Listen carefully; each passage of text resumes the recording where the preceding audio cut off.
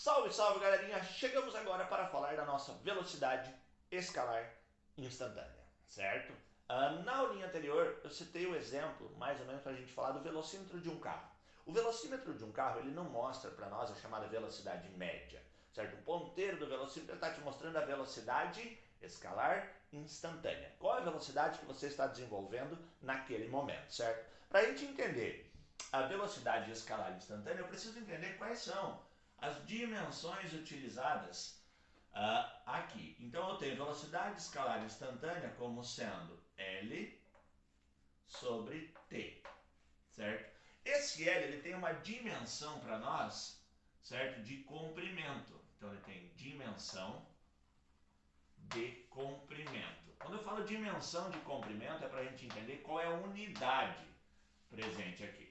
Então, a dimensão de comprimento ela é dada em metros no nosso sistema internacional. E o T, certo? Não tem uma dimensão para isso. O T para nós é o clássico tempo.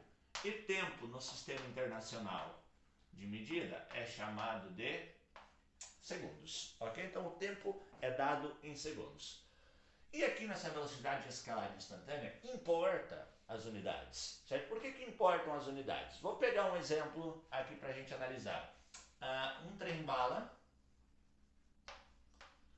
que está se movendo a 20 metros por segundo, uma velocidade escalar instantânea de 20 metros por segundo, e no mesmo momento você também tem uma bicicleta, olha que louco, uma bicicleta que está se movendo a 72 km por hora. Aí eu te pergunto, certo? Qual dos dois está mais rápido nesse instante que nós estamos analisando agora? Certo? O trem-bala a 20 metros por segundo ou a bicicleta a 72 km por hora? As unidades importam para a gente poder analisar a nossa velocidade escalar instantânea e o movimento uniforme na nossa próxima aula. Certo? Aqui, gente, eu tenho que trazer todo mundo para a mesma unidade para poder responder. O detalhe é, se quisermos trabalhar no sistema internacional, eu deixo tudo em metros por segundo e analiso em metros por segundo. Mas eu posso deixar tudo em quilômetros por hora para analisar também. A análise do movimento não depende da dimensão, mas elas precisam estar na mesma. Então não depende da dimensão, não precisa ser SI, mas ela precisa obrigatoriamente ser a mesma, ok? E para a gente fazer essa análise, então, a gente precisa daquela regrinha básica de conversão, né? De quilômetro por hora e metros por segundo, ok? Como eu faço a conversão quilômetro por hora para metro por segundo e como eu faço metro por segundo para quilômetro por hora, certo?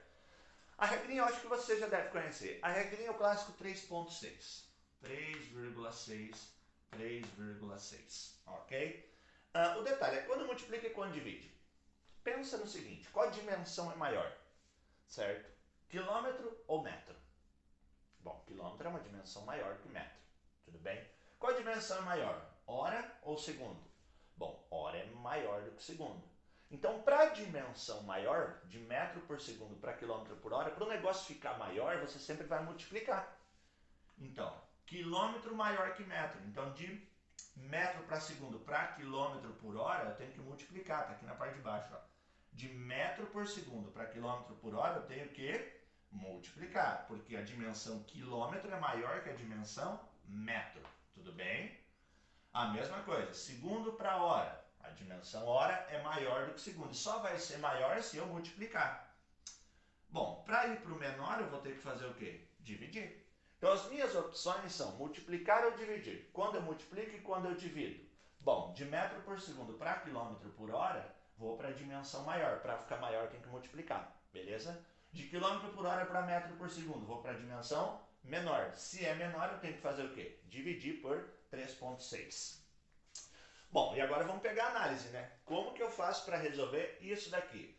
Então, trem-bala em metro por segundo. Se eu quiser transformar ele para quilômetro por hora, metro por segundo para quilômetro por hora, vezes 3,6. E vezes 3,6, isso daqui corresponde a 72 quilômetros por hora.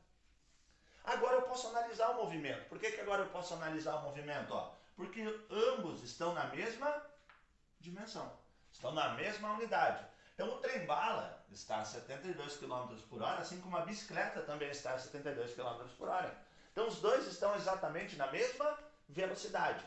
Mas se tu quisesse analisar o inverso, se tu quisesse analisar tudo no sistema internacional, metro por segundo, o que você tinha que fazer? Bom, para você fazer isso, era só transformar esse camarada aqui, ó, dividir por 3,6 para trazer para a unidade de metros por segundo. E dividido por 3,6 ele tem que corresponder aos 20 metros por segundo.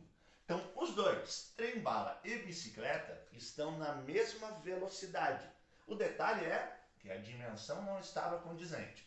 Tanto faz para você analisar a velocidade estar no sistema internacional ou não, já disse isso, mas você tem que lembrar dessa relaçãozinha, razão 3,6. E agora, multiplica ou divide? Analise se você está indo do menor para o maior ou do maior para o menor. Pensa em metro e quilômetro que facilita a tua vida, certo? Pensa nessa dimensão. Entendendo essas unidades, certo? A gente pode começar a analisar o nosso movimento uniforme, que é assunto da nossa próxima aulinha. Vamos descrever esse movimento uniforme, vamos pegar a chamada equação horária da posição e vamos entender graficamente nas próximas aulas. E eu espero você lá. Até!